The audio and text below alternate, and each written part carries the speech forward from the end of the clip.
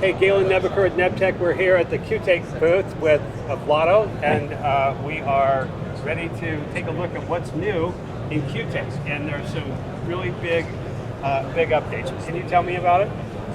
Okay, so just a short overview. This is the QTAKE 3.0 preview. We have some really exciting features. I will start with the new project window. So the new project window allows you to mix and match video cards from different vendors. And you can configure manually any way you like. So before, QTAKE was automatically configuring video I/O based on what cards were installed in the system. But now we can do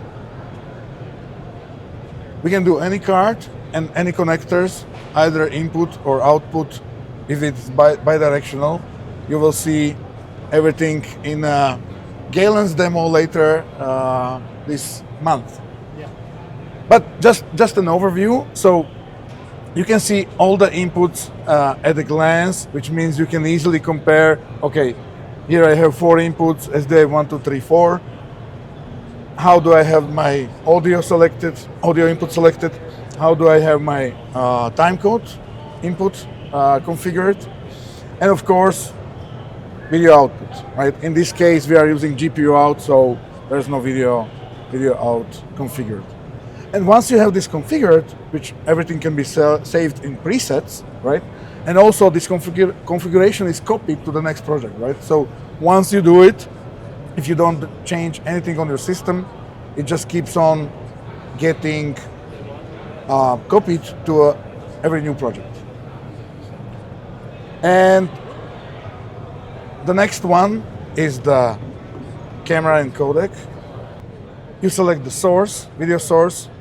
It's important to set what camera you're using in order to parse the ancillary data. So all the SDA metadata being recorded as previously, but now in a more streamlined interface where basic settings are bigger than the advanced settings. After setting video source, you set the format, which is usually automatic, but now with new QTAKE, you will be able to use output-only mode, right? If you're doing only the playback and not recording. So we can set the output video format. Also the canvas. If you are shooting anamorphic or some other exotic format, you can set the custom resolution. And then you set your main recording, video and audio, as well as proxy recording or streaming. So most of this is actually the same settings as you know from QTAKE Pro 2.4, but in a much nicer interface where you can compare the settings of each input. Also, we have this link feature where once you select it, all the settings that you change will be copied across linked channels. So if I'm shooting the same camera on all inputs, I don't have to do it per input because all the settings get copied. Perfect. That was a new project window. Excellent. Hi, so I'm Michael, and I am going to show you what's new with the QTAKE Sync integration in the QTAKE Pro 3.0. As many of you know, for coming up on 13 years, we've had the Stream module, which has been super popular, that's been built into QTAKE. And this module, the way it's always worked is it's a single button that you press and you turn on the functionality, and then you have clients connecting to the stream, right? And what not as many of you might know is that we've also had a product called QTAKE Server, now renamed to QTAKE Sync, which offers independent playback, right? But this functionality has been a separate application. And with the release of QTAKE 3.0, we are building that directly into QTAKE Pro. So I'd like to show you that now.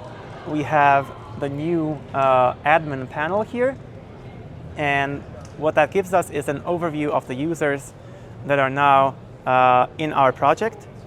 And this is different from the previous approach where we were managing the devices that we were streaming to. Now we're actually managing users, and we're managing permissions granted to those users. So for example, these users have the permission to stream locally on the local network, and these users here have the permission to stream over QTAKE Cloud. But thanks to the integration of QTAKE Sync into QTAKE Pro, we can, with a single button click, assign what we call the play or playback permission. And these users with green play permission have access to independent playback. So rather than just watching the live stream from QTAKE, they can actually access the project browser, load up whatever clip they want to play, hit the play button, and control it independently on their device. Right. So, this interface is completely new, and it actually also makes interacting with QTAKE Stream much easier. For example, you no longer have to control independent devices. You can say, this here is Vlado, who has 2 devices, let's say a personal iPhone or a personal iPad. And you can just say, Vlado is allowed 1 device at a time. And you no longer have to micromanage the individual devices. And of What course, else? all the permissions are controlled by roles. Since this is taken over from QTAKE Sync application, you can create roles and manage roles directly in QTAKE now. All the security features as well as access to certain metadata or even clips. Right, you can limit people to see only certain range of clips,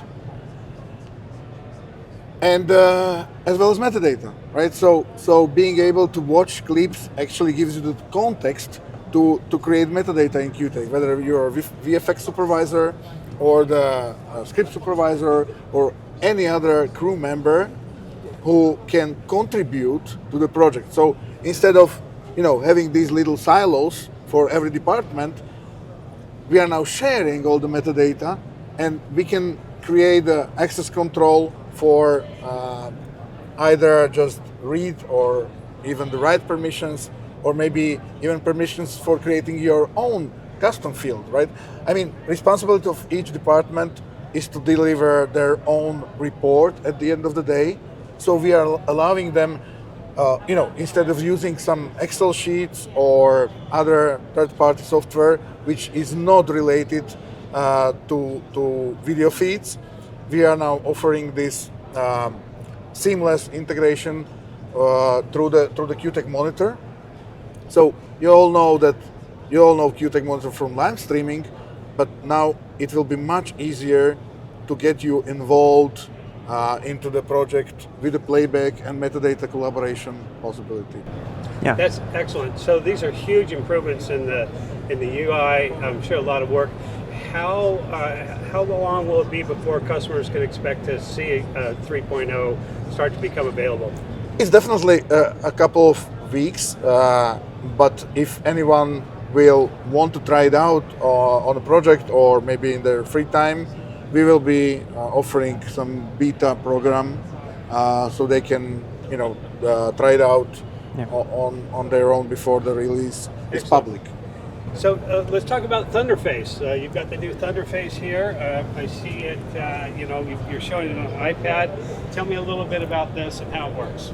Well, new Thunderface, the big change is that now you can configure Thunderface to be 4 inputs and 4 outputs instead of just outputs. Right? So that's the biggest change, which means that with a single device you can do 4 inputs and 4 outputs in HD, or 2 inputs and 2 outputs in 4K.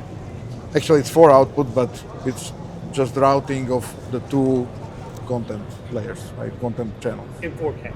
in 4K, Yeah. right? So 2+2 in 4K or 4+4 in HD. Another great thing about Thunderface is that you just power it over USB-C, so we can have our own power solution. Either use, in this case, we are using V-mount mini battery, powering both the Thunderface and the iPad, right? So from the battery, we are feeding the power to Thunderface, and from the Thunderface, we are feeding the signal, the data, and the power to iPad. So iPad has always been pretty limited in terms of like to one camera with ScreenPort. So now you're talking about 4 cameras in QTAKE. So just to be clear, what will the licensing be on this? Well, it's a QTAKE Monitor app, right? And in QTAKE Monitor, recording and playback was always free of charge, right? So QTAKE Monitor is an application that you can download on the App Store. So now with the Thunderface, you will be able to do recording and playback and LUT processing of 4 HD or 3G SDI channels. Okay. And how do you get the signals, the recorded clips into QTAKE? If you need to, so there are multiple use cases, right? Either using this as a standalone video assist solution, which means you don't need to move files anywhere, right? You just do recording and playback. You enter the metadata. You can even stream over the cloud, as it has been always the case with QTAKE Monitor. I can go into the stream clients and add emails and do my stream settings, right? If I'm streaming, what views am I streaming? What is the quality? As well as security feature like watermarking and so on, right? So this is all possible, but not on the local network, only over the cloud. Okay. So, but if you record clips in here, can they sync over the local network back to your Yes, QTAKE? that would be a different use case. Let's say you have a second unit which is shooting multiple cameras. You just take the iPad with Thunderface, you record second unit, you can stream the second unit to the main unit over the cloud, but you can also synchronize over the cloud with the main unit. Or in case you're on the same network, you can synchronize without the cloud, only through the QTAKE sync. So can you tell us what the upgrade path will be for the Thunderface? Well, there will be multiple upgrade paths. One is to convert your hardware so it's possible to do 4 inputs and 4 outputs. You will still be able to switch between 8 output mode and 4 in, 4 out. Another interesting upgrade is to get a new chassis for your Thunderface, which is much lighter and more interesting for a lightweight portable rig. Outstanding. Thanks for your time, Vlado. We really appreciate it. It was my pleasure.